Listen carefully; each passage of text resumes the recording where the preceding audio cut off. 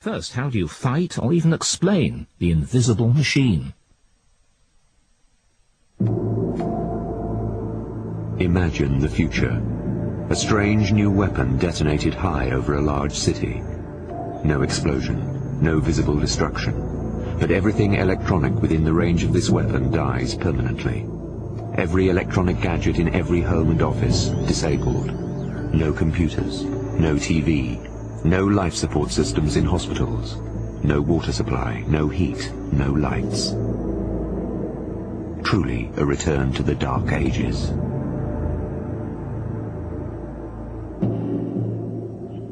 Everything that we've built up in the last 200 years, let alone in the last 20 years, would be completely destroyed, would be non-existent. Imagine the cost that it would be to rebuild our cities.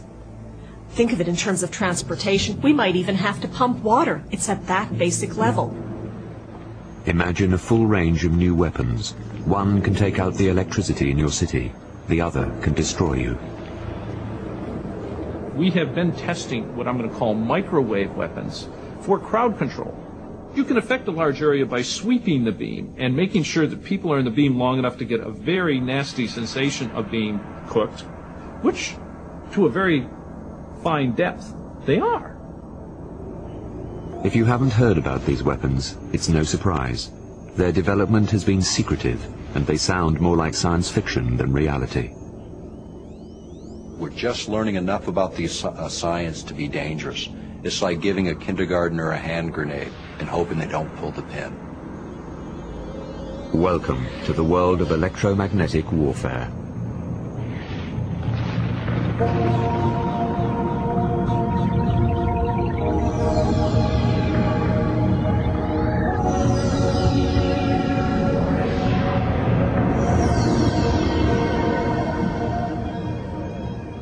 Bell Island, Newfoundland, on the edge of the Atlantic. A uniquely quiet place until one Sunday morning in April 1978. As people made their way to church, a colossal bolt of energy shot straight out of the sky, blasting the peaceful island. Barbara McKim witnessed the bolt from her house in Conception Bay, 20 kilometers from Bell Island. We heard this terrific, loud bang, boom noise. The house shook.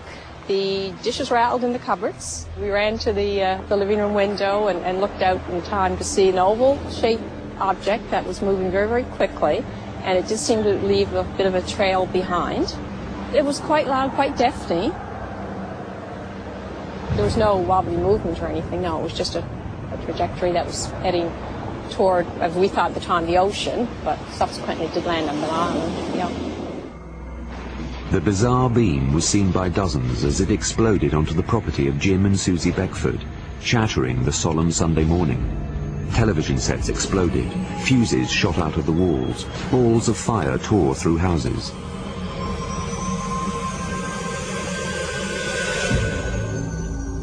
Yes, I was on Bell Island, April 2nd, 1978. Steve Parsley, neighbour and son-in-law of the Beckfords, had just left the barn when the bolt struck. When we looked there through the door and seen, all we could see was dust and iron ore dust, everything else gone. It was where all the shed blowed up, so it was, and the barn blowed up. But it's an awful blast. Satellites registered light emissions equivalent to those of a 10-megaton blast, making it one of the biggest emissions in history.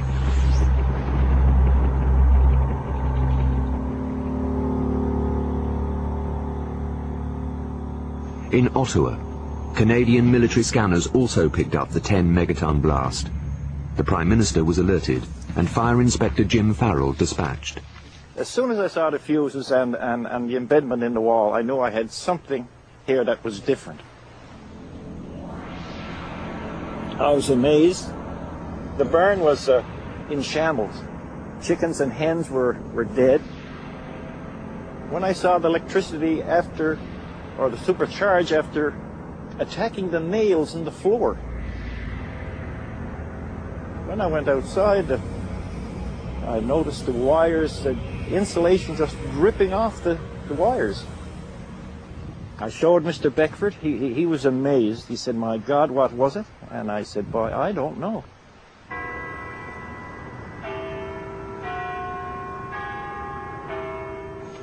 While the military investigation continued, the intelligence branch of the RCMP decided to launch their own inquiry. We had reports from across the Conception Bay here of people that reported seeing objects fall on the island and that. So we checked that out. I ruled it as an electrical, possibly lightning or ball lightning, and that's how we concluded our file. It wasn't a lightning strike. It was a boom of a ray. It was something like I would see in a James Bond movie. Lightning, I don't think this blast up here, you know, we came from God knows where, investigating them. So it seems like it was, you know, it was more than lightning.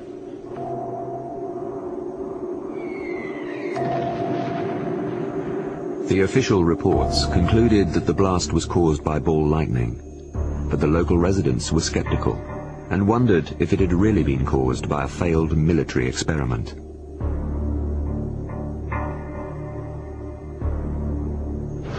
This was 1978, and given the Cold War climate, speculation and fear were rampant. Russia and the Americans were protecting and developing their nuclear arsenals. Reason enough for fear. But what wasn't known about was the developing and testing of a very new and secret wave of weapons.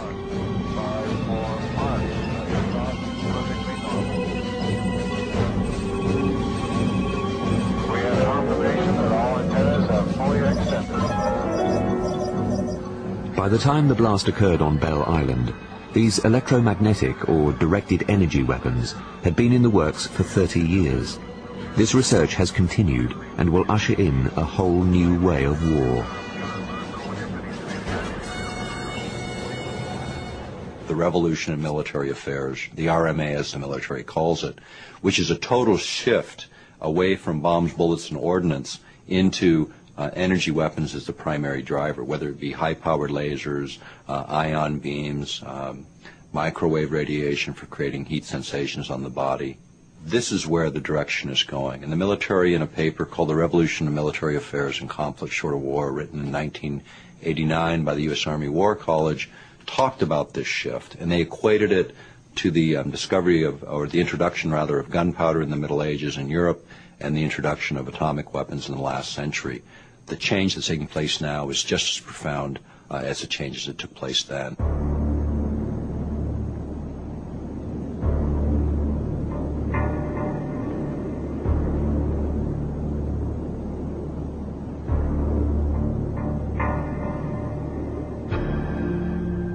It has been said that the history of mankind is the history of war. If that is true, then the history of man is about to take a frightening leap into the future. Since the beginning of the age of modern science, you've obviously seen a rapid development in rapid improvement in the technology of weapons. It's perfectly obvious. You starting with gunpowder, really. The cannon-bearing ship, the rise of air forces, improvements in explosives, and so on and so forth. When the First World War broke out, all of this military technology and force was unleashed on the world. A generation enjoying the peace and progress of liberal society was amazed and shocked. That war pitched the world into a century of violence.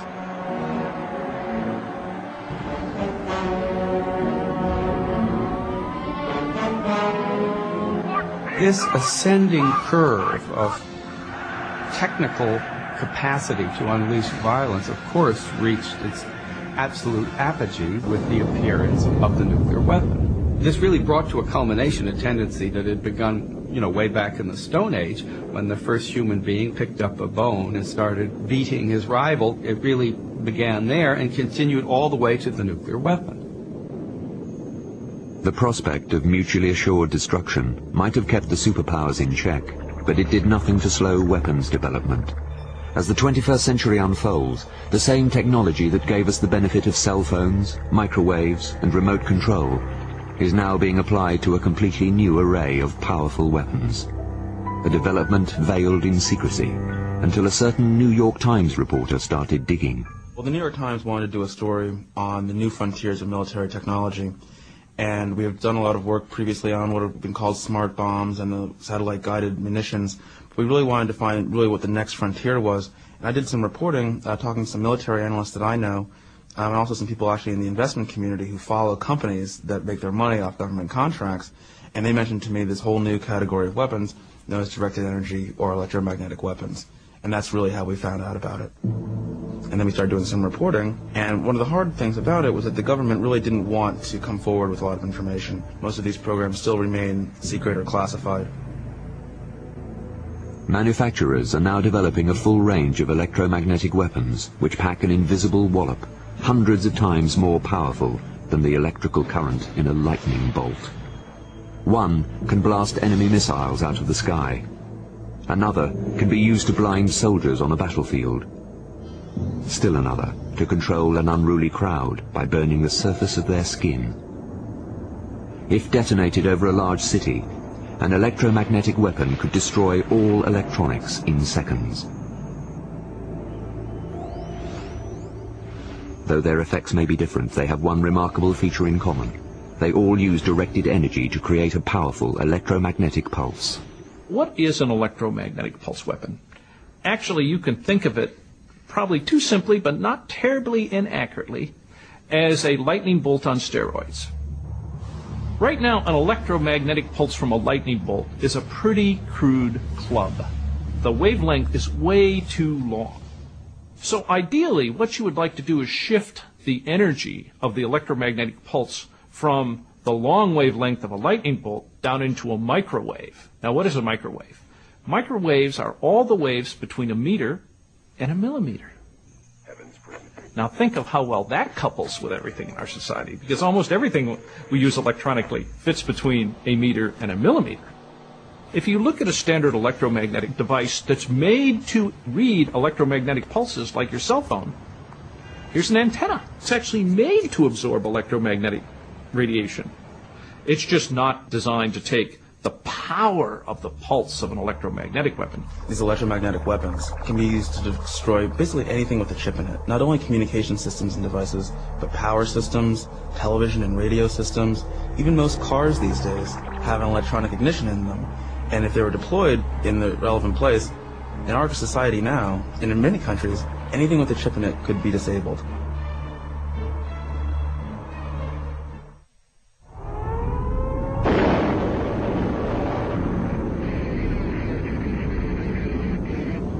The electromagnetic pulse effect as a weapon really came to our attention quite accidentally during the early atomic tests. When the first detonations occurred, unprotected electromagnetic equipment, which we had a lot of back then, died. And of course, this came to everybody's attention because a lot of this was instrumentation that was supposed to be recording the effects of the weapon. So, of course, everybody standing around this early destroyed and arced out and melted equipment, shaking their heads and saying, what happened? Especially since there was no wind damage, there was no overpressure damage, there was just fried electrical equipment. Well, it didn't take long after a few tests and iterations to realize there's a huge electromagnetic pulse generated when a nuclear weapon explodes. And a huge electromagnetic pulse is very destructive to unprotected electrical equipment. And then it was sort of like, whoa, there's a weapon effect here. So early in the 50s, at Los Alamos, where they were doing this high-level nuclear work, they said, what about just creating this electromagnetic pulse? And that's where the early work was done on trying to figure out a way to convert explosive energy into electrical energy. And since that time, we've had laboratories and an active research program that's been spending its time developing electromagnetic and high-energy microwave weapons. The Los Alamos lab in New Mexico, the birthplace of the atomic bomb, and an area controlled by the Department of Energy and the Department of Defense. Signs warn visitors that roads may be closed at any time without warning. It's hard to believe that this forbidding place could have any connection to tranquil Bell Island in Newfoundland. But in 1978, they were linked, when defense satellites picked up a light emission far more powerful than that of the Hiroshima bomb.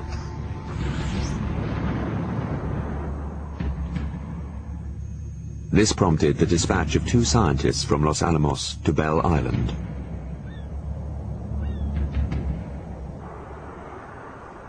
Within 24 hours, 2 investigators, John Warren and Robert Freeman, appeared on the remote island. The arrival of 2 visitors from an American weapons lab surprised the residents of Bell Island.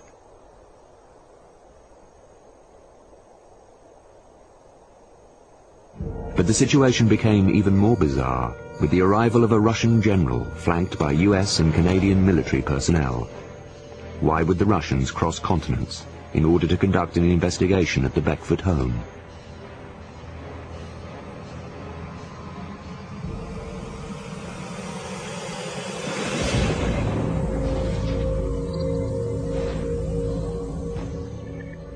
Military personnel from Canada, from the United States, as well as from Russia, were here over the next period of time down into the area.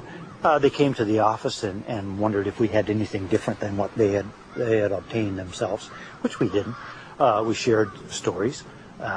However, that's all. They didn't share any of their findings with us. I gave them exhibits that I had seized. They placed the exhibits in a metal box which was properly locked and secured. They were very secretive. If they wanted to discuss anything, they said, "Excuse us for a moment," and they went a distance and they wrote down notes. And they'd come back and they'd interview me again. Why did Cold War enemies rush to Bell Island to investigate a lightning strike? Maybe it wasn't a lightning strike at all, but as some newspapers and scientists speculated, the result of some military experiment gone terribly wrong.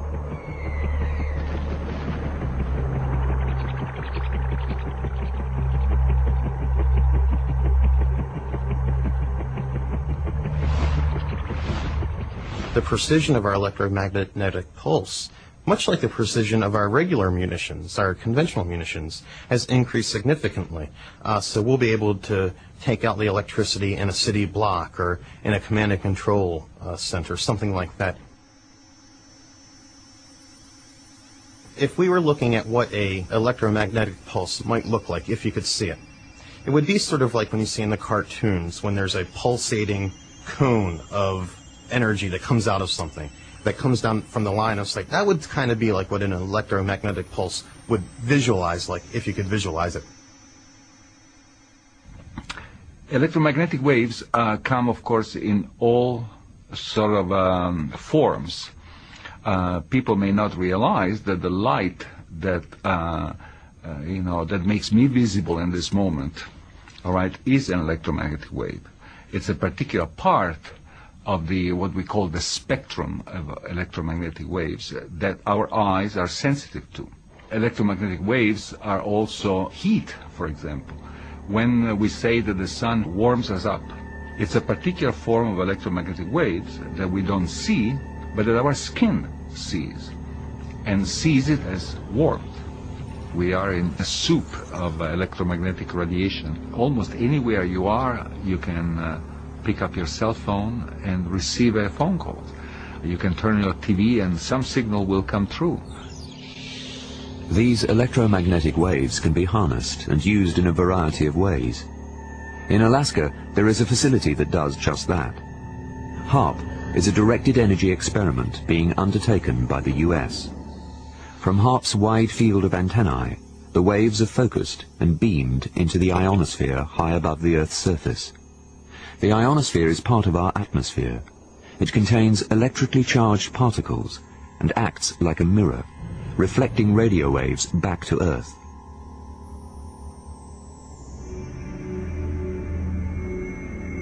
Sending radio waves into the ionosphere can accelerate its particles, heating specific areas. The particles then reflect the energy back to Earth. use a system like H.A.R.P and you can create really extreme levels of power. H.A.R.P, by sending energy up into the ionosphere in the right frequency range, can tap energy that's already there and actually convert it for use within the system. H.A.R.P is so powerful that it can actually cause the ionosphere to pulse in harmony with its signal. The H.A.R.P signal can be used as over-the-horizon defensive radar that can detect incoming missiles and aircraft. To do that, H.A.R.P uses two different systems. One to create a plasma mirror, and the other to bounce the signal. Once enemy missiles are detected by H.A.R.P, the military could use a variety of directed energy weapons to blast enemy targets out of the sky.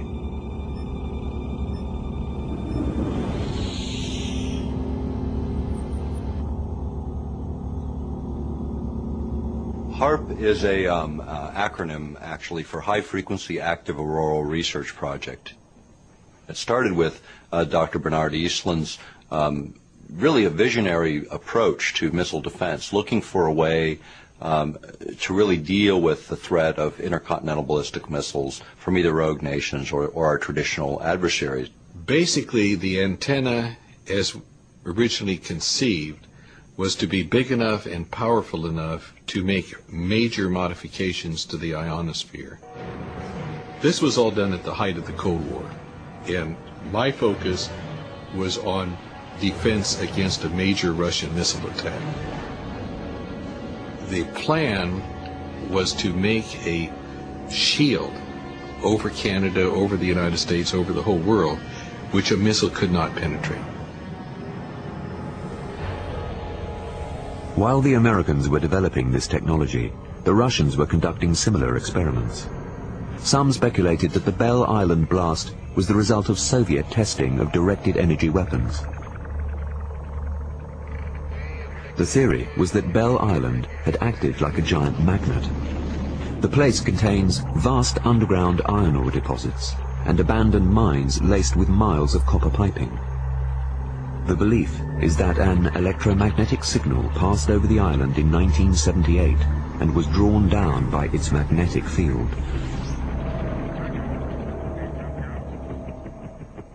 The Belle Island event is a unique event, and I have not heard of repeat events, so it's very hard to really pin down what happened there.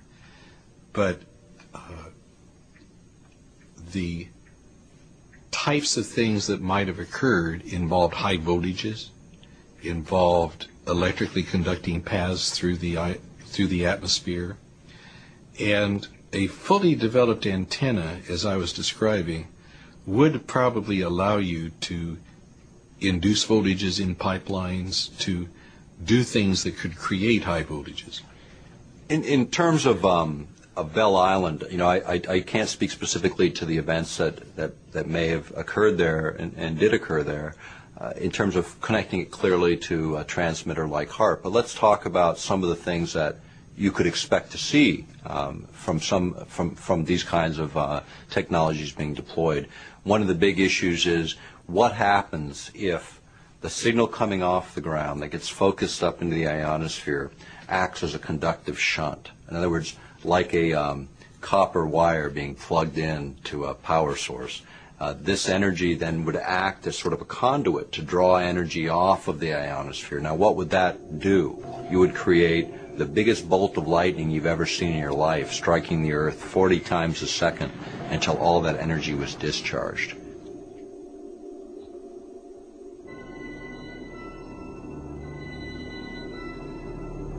Although little was known about electromagnetic weapons until recently, the science is not new. This research started quite some time ago, in fact even before the Second World War. And the reason I think that it has only sort of come, if you can put it that way, to fruition now, is first of all that the electronic world has become so dominant. The web, the internet, and this sort of a pervasive global electronic networks, which now become so substantial that they become military targets.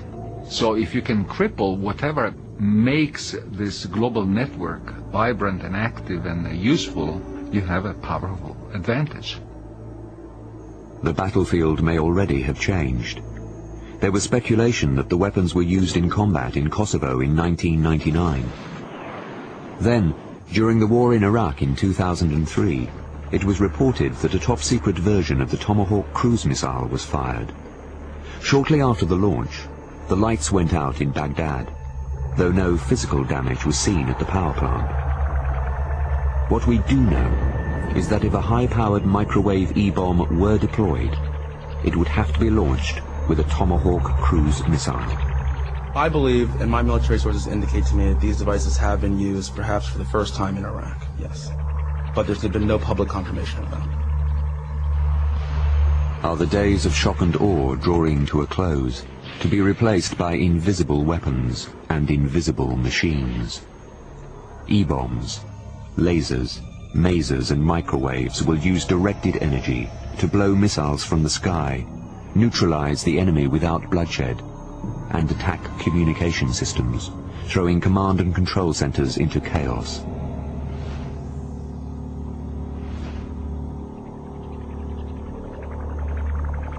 Unlike conventional bombs, the E-bomb will turn over and go point down on the target.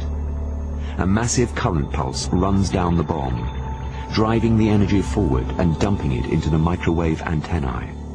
The bomb destroys itself, disintegrating high in the air just as the microwave beam blasts out onto the target area. This target area is called the lethal footprint. Everything electronic that wasn't hardened there would arc, hiss, and you would smell a lot of burned varnish.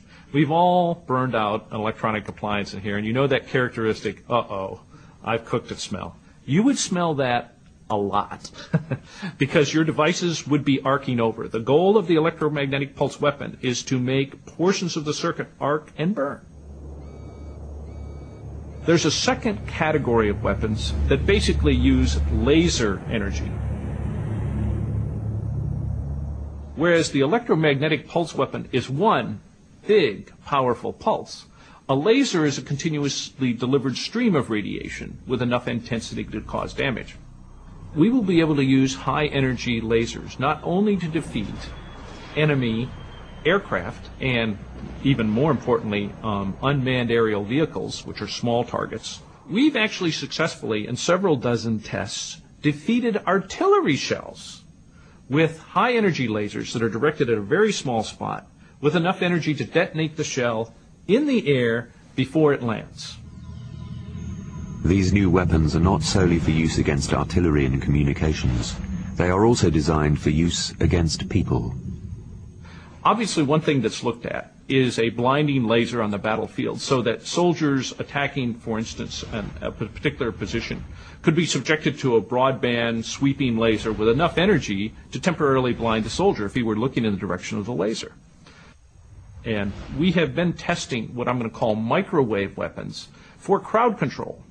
What they do is, again, instead of using a single pulse, these are continuously directed energy weapons that heat the skin very rapidly, much like your microwave oven. In fact, almost exactly like your microwave oven, but they're controlled broadcast microwave pulses.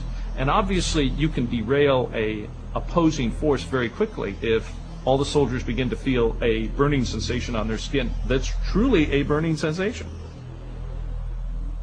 Now, the nice thing about, from the offensive point of view of a microwave weapon, is you don't really have to critically injure people with a microwave.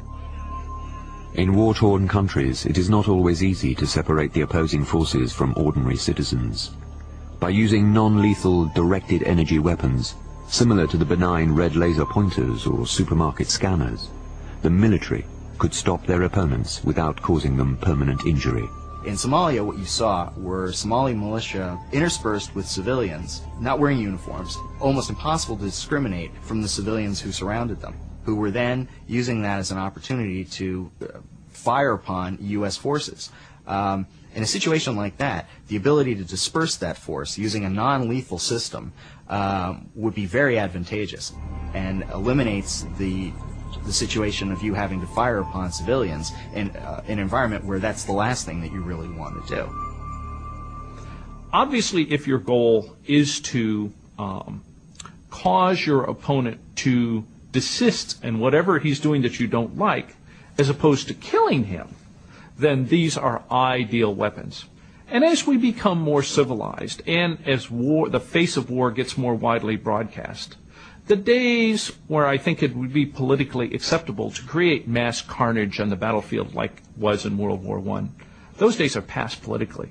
So, in point of fact, as a reality, we must have weapons that make war, if you will, to the extent it can be, make war in a more civilized manner.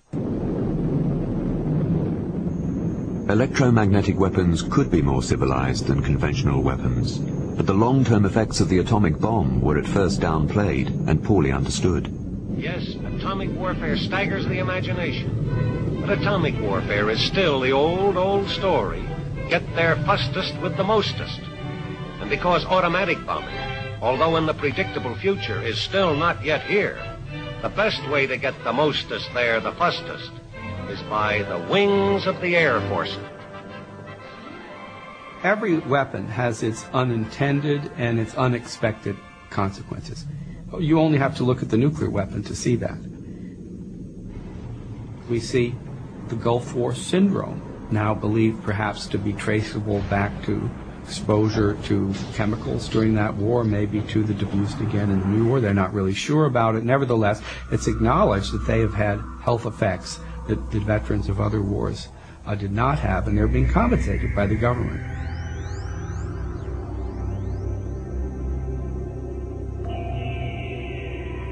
The government may know more than the rest of us about the potential health effects of these sorts of systems. We do know that the Air Force has a human systems laboratory where they have been researching what these devices could potentially do to humans. That research has not yet been made public. Theoretically, these weapons are meant to affect electronics without hurting humans, but obviously it will take years and years until we truly know all the health ramifications of how these weapons operate. These weapons work with directed energy, much like harnessing the power of an overcharged lightning bolt. When the blast occurred at the Beckford home, it was difficult to assess if the mysterious phenomenon had human consequences. Neighbors said Susie Beckford was never the same again. It may be a coincidence, but 4 months after the event, she died. Her death certificate cited heart failure as the cause of death.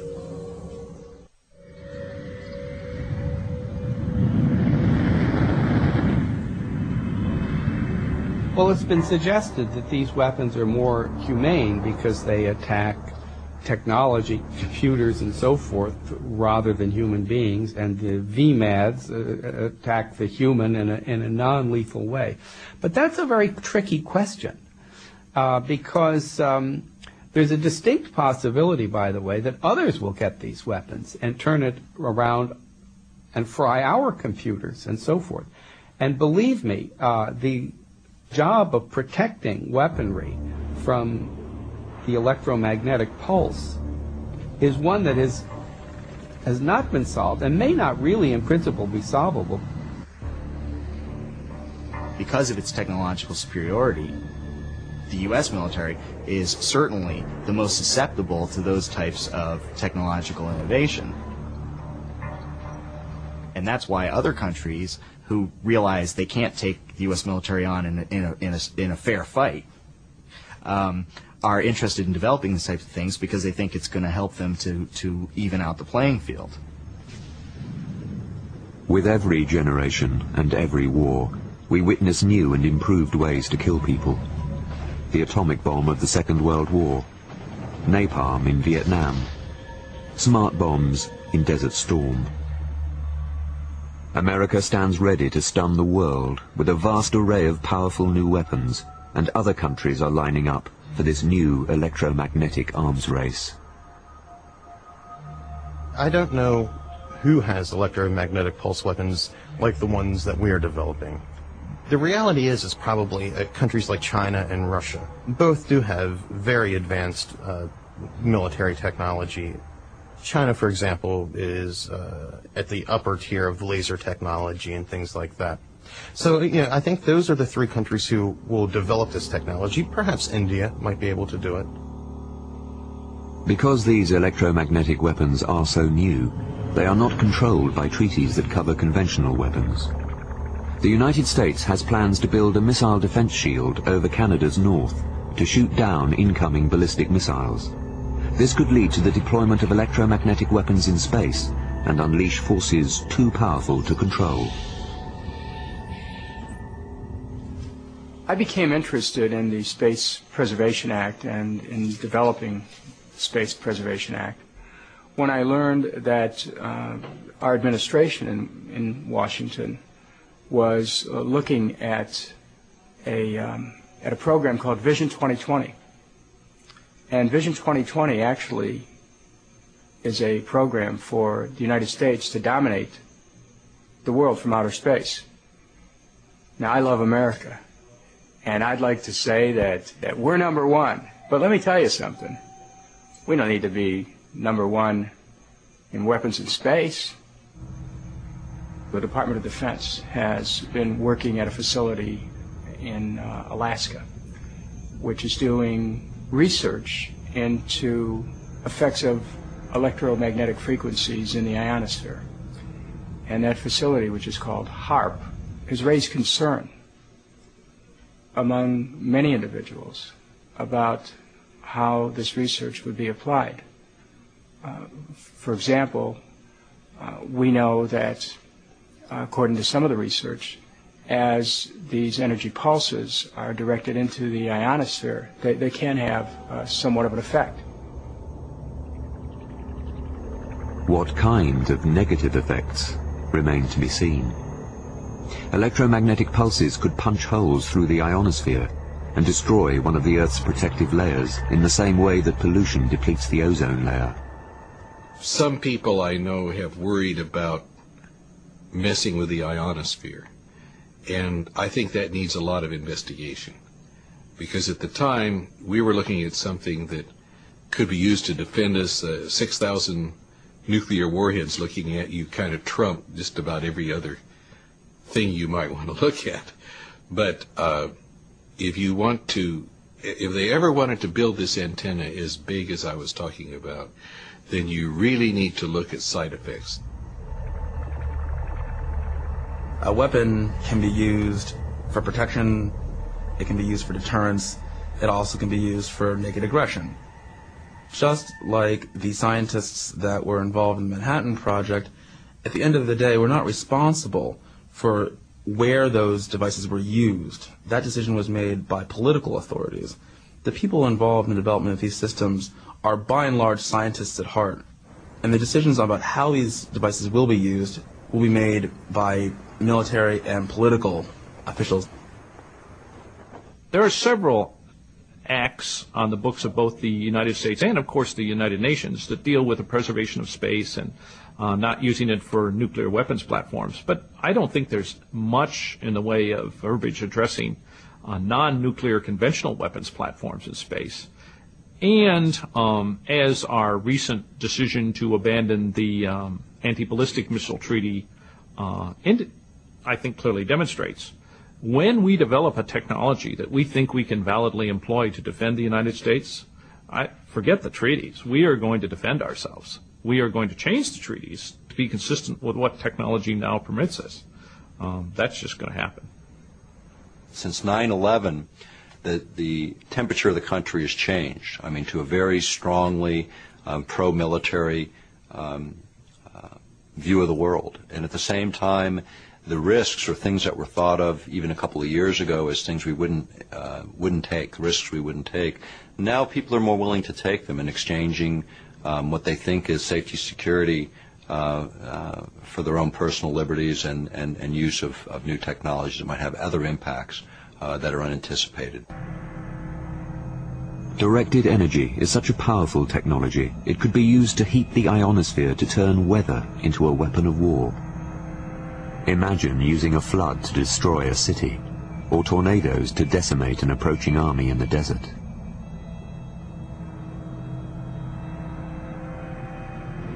The military has spent a huge amount of time on weather modification as a concept for battle environments. Most people don't know, but the United States signed treaties with the former Soviet Union and 60 other countries in the mid-1970s where we agreed not to use geophysical manipulation as weapons of war. Presently, the treaties only allow us to do that within the boundaries of our own country. The reality is you can't contain weather by artificial boundaries. Should we worry when America says it wants to reopen weather modification treaties? What kind of nightmare would be unleashed if we continue along this path? Although we tend to think of weapons in the context of war, police and the military have often used pepper spray, tear gas and water cannons to control unruly civilians. Microwave weapons, too, could be turned on ordinary citizens, but will they always be used in a non-lethal way?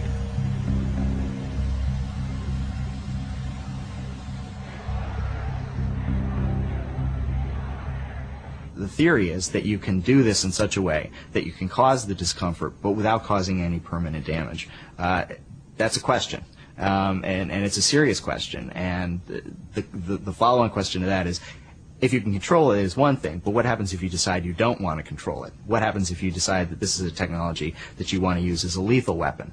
That's an issue that's going to have to be dealt with. You know, the last time burning was used as a way to control behavior was in the Middle Ages, when we used to burn people at the stake. It was decided it was kind of inhumane. Yet we're going back to that exact thing. If there's one thing we've learned since the initial development of atomic weapons 60 years ago, it's that governments will try to make these devices as powerful as possible, in general. Hopefully never to be used. Hopefully to be a deterrent. But it would not surprise anyone if the government continues to try to make these devices more and more powerful, so that at some point, we don't know, and this is speculation, but at some point it may be possible to develop a device that would disable the communications and electronic systems, anything with a chip in it, the cars, the toasters, the refrigerators, the televisions, in an entire city.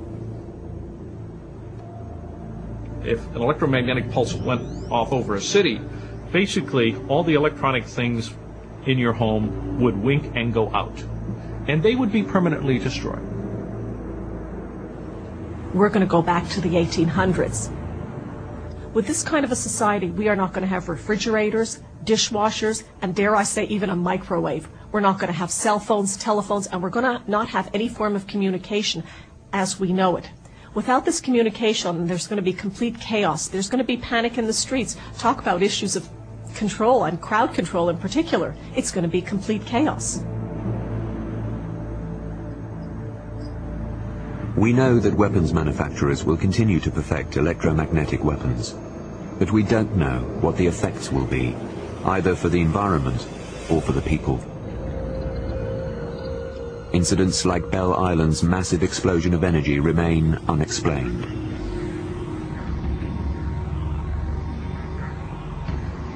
Many believe that it was the result of a failed military experiment. Why else did a Russian general and Los Alamos scientists rush to the scene?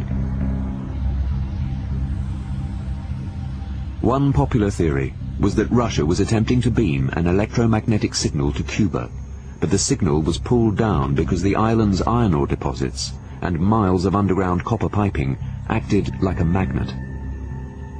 Others insist that the beam was caused by a massive solar flare, and there is also the theory of ball lightning.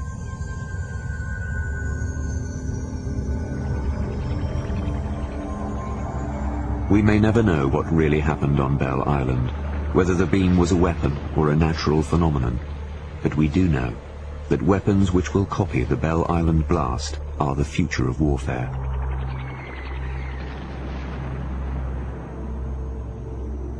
What if the colossal blast had landed not on tranquil Bell Island, but on bustling Toronto or New York? What damage would it have done in a densely populated electronic jungle? The point is, when you start looking at affecting human beings, I think we need to be involved in that discussion. Human beings need to be having that debate. If we're going to develop new weapon systems that potentially are going to change the shape of war within the democracies, particularly those that are strong in controlling the military forces of the planet right now, we ought to have those discussions, and they're not taking place. So you never know probably for years, what the long-term effects of the use of any weapon is going to be, and especially one like this that depends on sort of these intense bursts of radiation, electromagnetic radiation.